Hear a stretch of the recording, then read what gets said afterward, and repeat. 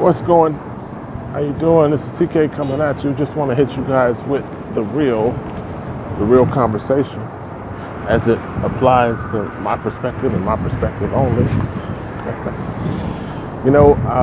Been doing video marketing for 3 years online, and I realized that common ground and understanding amongst people is something very hard to come by because of the fact that every individual perspective is based on your limited experience. So if you don't know what an apple is, me talking about an apple won't mean much to you. And that corresponds to the 3 video likes or 3 people that actually watch my videos. And when you think about video marketing or video blog, it's not necessarily important to reach a lot of people. You're talking about something that's only important to you, and very few people probably see it as you see it. So it's not like somebody else accepting your video or somebody else even listening to your video has any bearing on whether or not you make videos. One perspective could be that you're wasting your time and there's no reason for you to put out a video to an audience when you have no audience. But I still do video marketing based on the fact that I share my personal experience, and if it doesn't resonate with you, scroll past the video. It's just that simple. I never really understand why people take the time and the energy to dislike something or to comment on something if they're not interested in it. The fact that you spend energy means that the topic did catch your attention, and it is something that you are fascinated by. So most of the time when I get on this video marketing, I talk about different investment strategies, different ways to just make whatever money you have increase.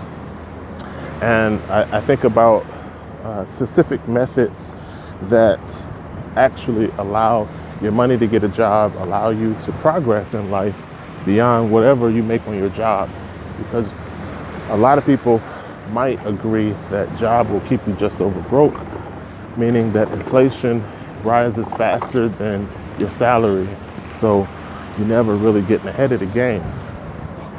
So the few people who are ahead of the game are invested in programs that bring forth a higher return than, say, what they make on their 9 to 5, whether that be real estate flipping, or whether that be cryptocurrency investing, or whether that be buying and holding assets and letting those assets accumulate in value over time.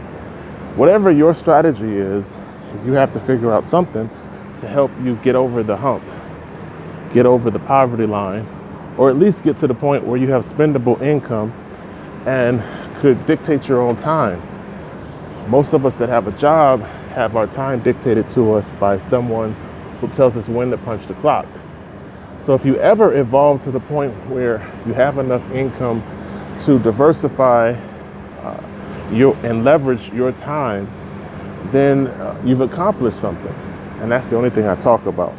Now, some people may disagree with the methods that I suggest, but again, there's a dislike button, or there's a scroll past, or you can just unfriend me, and that takes care of that.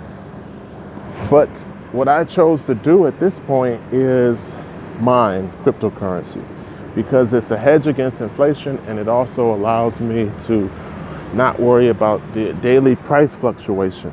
So if you think long term, think about mining. Now, I like to use Genesis because they allow me to scale, and over time I can work my way up to a mining contract that is, say, $10,000 or higher. And I think that's where you want to be in mining, because you're going to see a decent return on your investment if you have a $10,000 mining contract. And then I would also suggest that you diversify into multiple mining companies so that you don't have all your eggs in one basket. You want to get to the point where, you have 3 mining companies which offer you $10,000 mining contracts in each. And that way you're able to receive a decent income and not have to do a whole lot of work to maintain that income. So that's where I'm working towards. If that resonates with you, then implement your own strategy and pick your own mining company. Now, there's 2 types of mining. You can get into cloud-based mining or you can get into hardware mining. And I would suggest that you mix a combination of both. So have a $10,000 mining contract with a hardware mining company like Galaxy, and then have a $10,000 mining contract with a cloud mining company like Genesis. And like I said, you want to scale to that point if you can't afford to start at that point. So think about taking your mining results and then putting them into a cold storage solution that you feel is best. Now, I use multi-currency storage as my solution because that allows different coins to be leveraged across the entire cryptocurrency market. It also acts as a better hedge so that I'm not just all in Bitcoin. I've got Ethereum and I got every other coin that the multi-storage solution allows me to save in. So the new 401k is cryptocurrency mining, and then you take your mining results and you put that into a cold storage solution that works best for you. And again, this is just my perspective or what I'm doing for myself. So if it doesn't resonate with you, don't take the energy or the time to say anything about it. Just move on with your life.